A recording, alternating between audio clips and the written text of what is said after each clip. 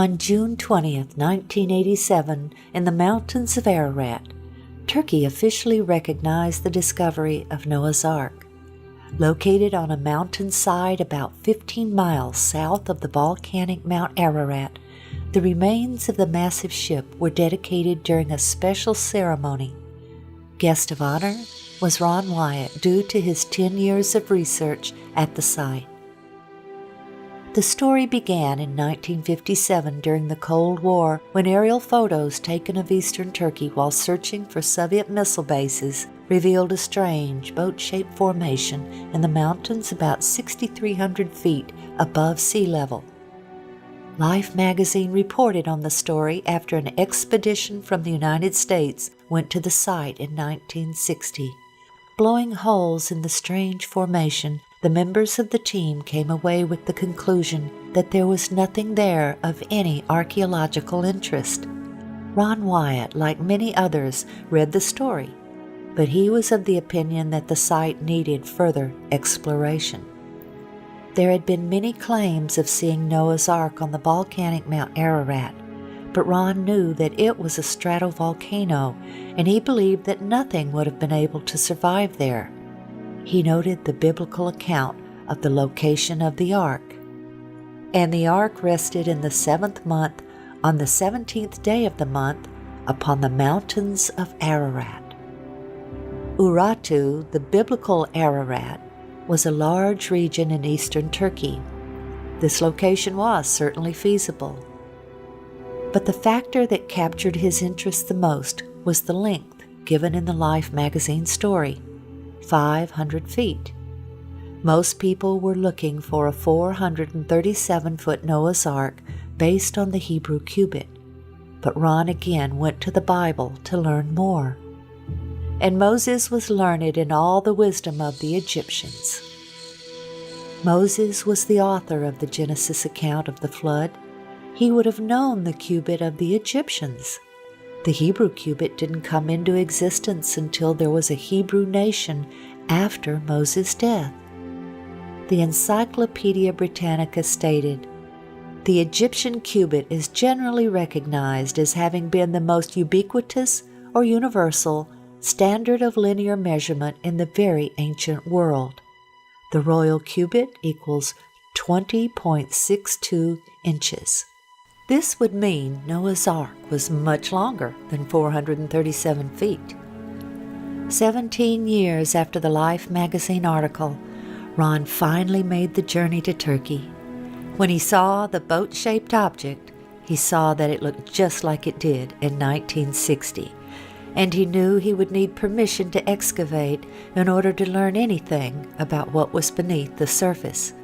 So he returned home and enlisted a number of friends to help him pray for an earthquake to reveal more.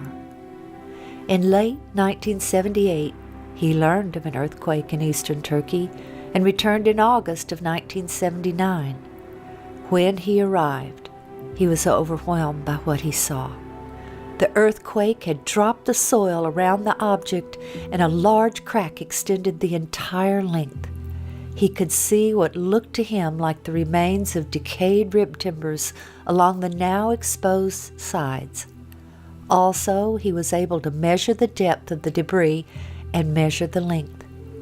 It was 515 feet, or exactly 300 Royal Egyptian cubits. He was now convinced. He carefully combed the surface, looking for evidence that it was a shipwreck. He saw what he believed were petrified structures of an ancient ship whose deck had collapsed. He saw what looked like deck joists and deck support timbers. Of particular interest was the fact that the ship appeared to be impaled on a large outcropping of limestone.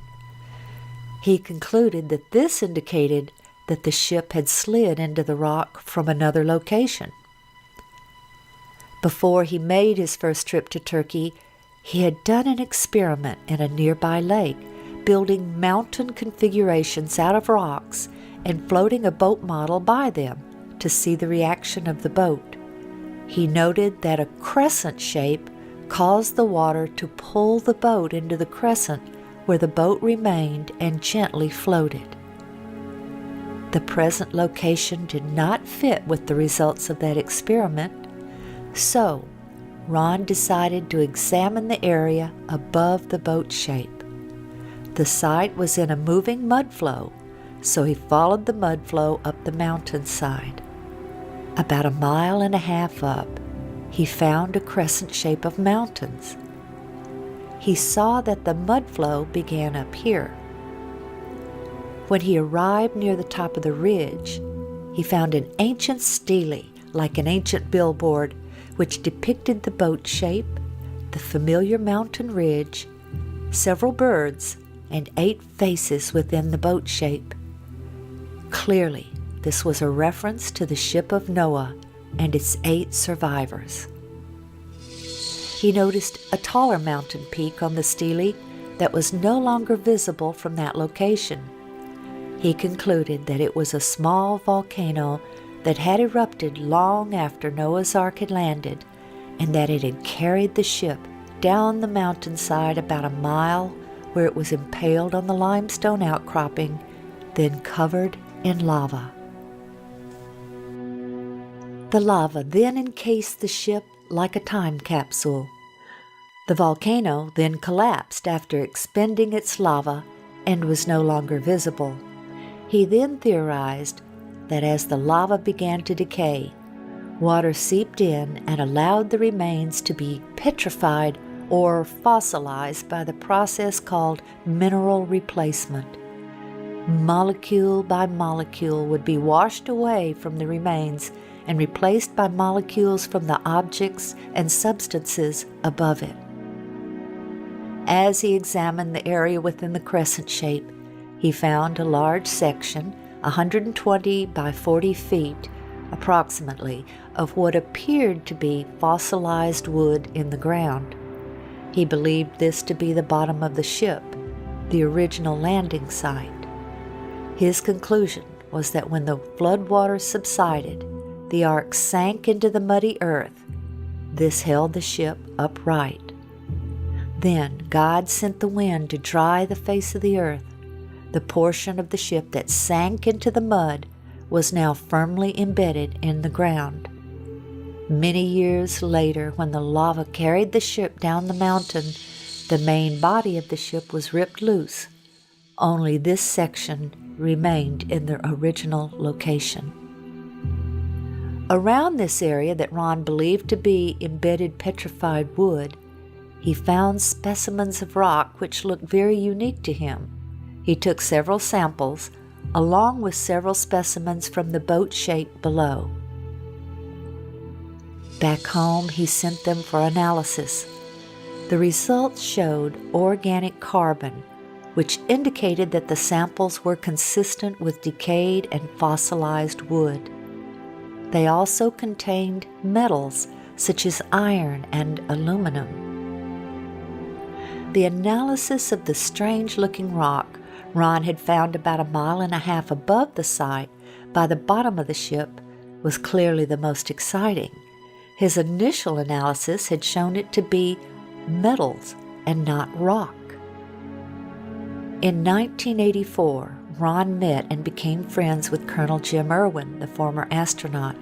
Colonel Irwin was searching for Noah's Ark on Mount Ararat, but he was very gracious and was interested in seeing the boat-shaped site. Ron had brought a metal detector to the site to see if there was a pattern of metal readings. In the presence of Colonel Irwin and others on his team, Ron employed the detectors. He found distinct metal lines down the entire length of the object, while no metal readings were obtained just outside of it. Ron asked Colonel Irwin, who had impressive scientific community connections, if he could have the strange specimen tested.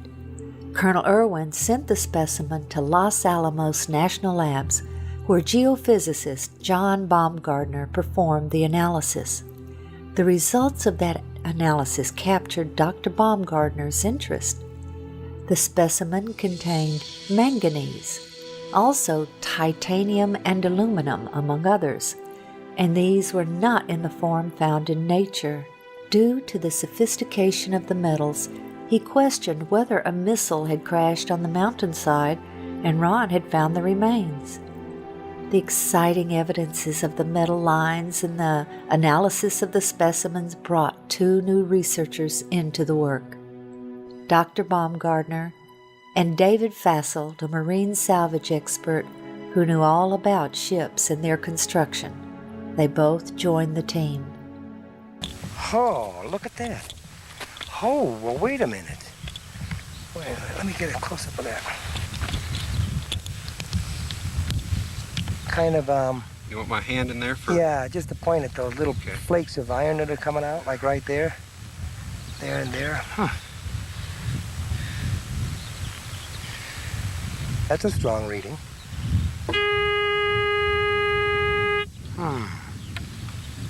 Well, I'd save that those frames right there.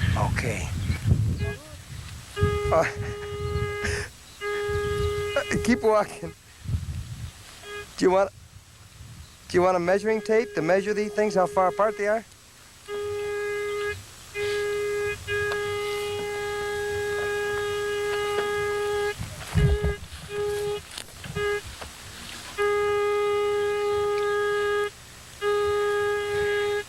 John, as a scientist,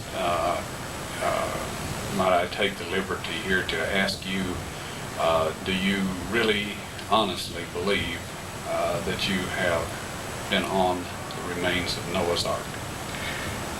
I have no doubt in my mind. This has to be a man-made structure. It's full of metal.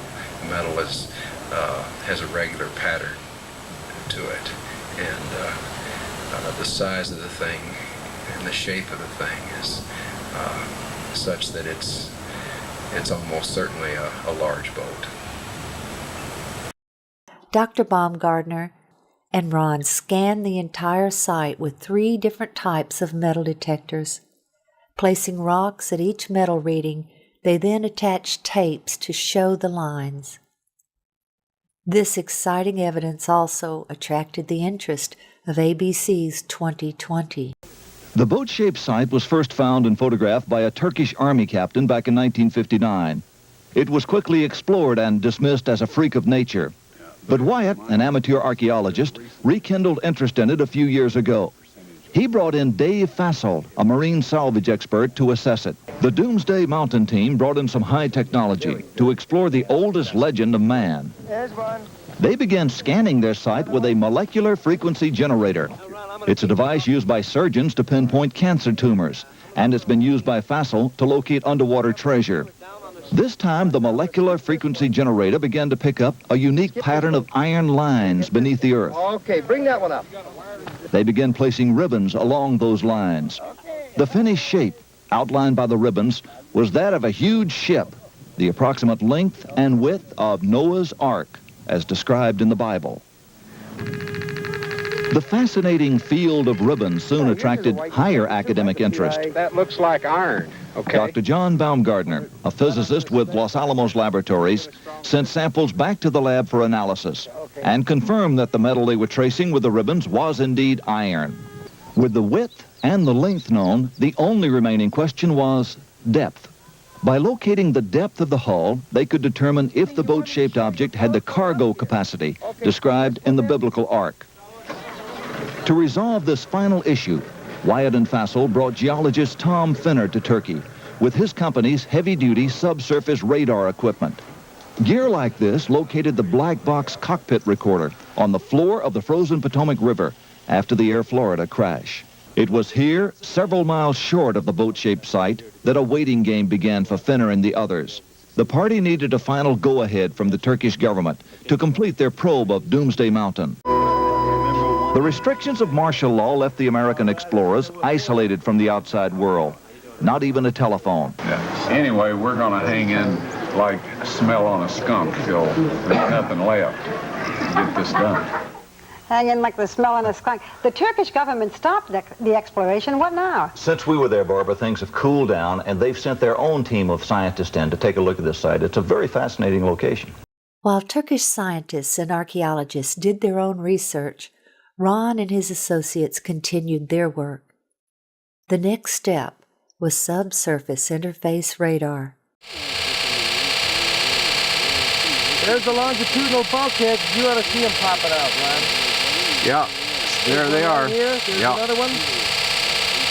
There's the key line right there. Yeah.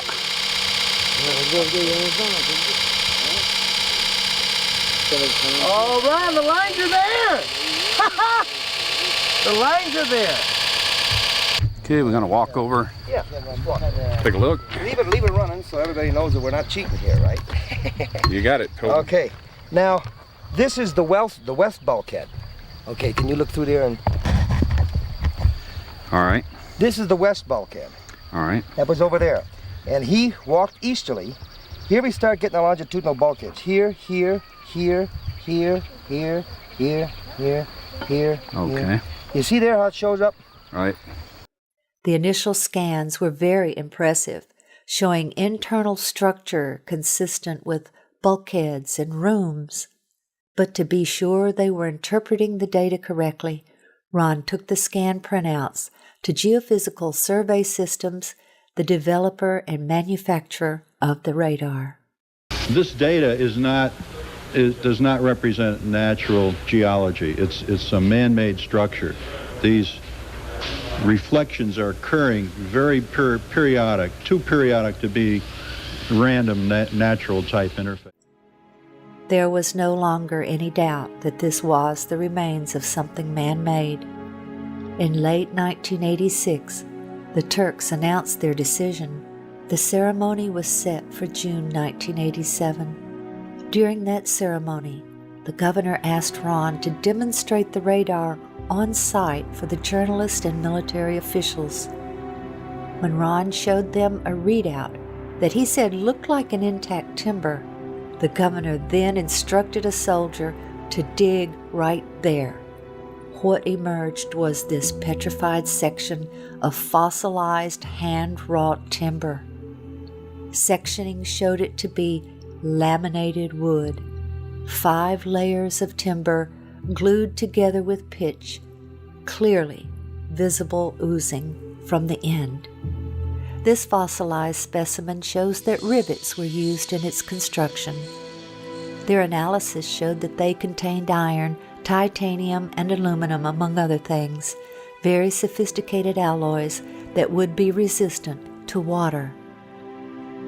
Specimens falling out from the lower end of the ship, identified as slag by an expert in metallurgy, indicated to Ron that Noah filled the hull with slag material from his metal production of the fittings used to build the Ark.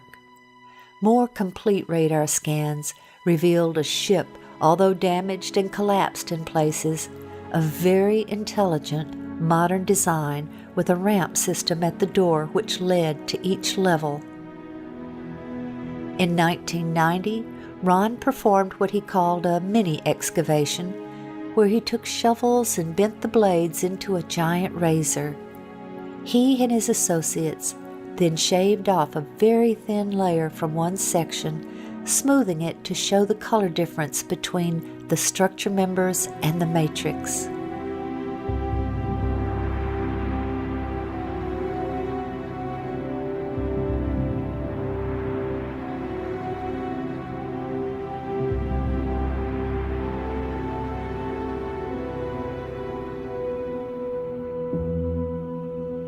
By faith, Noah, being divinely warned of things not yet seen, moved with godly fear, prepared an ark for the saving of his household, by which he condemned the world, and became heir of the righteousness which is according to faith.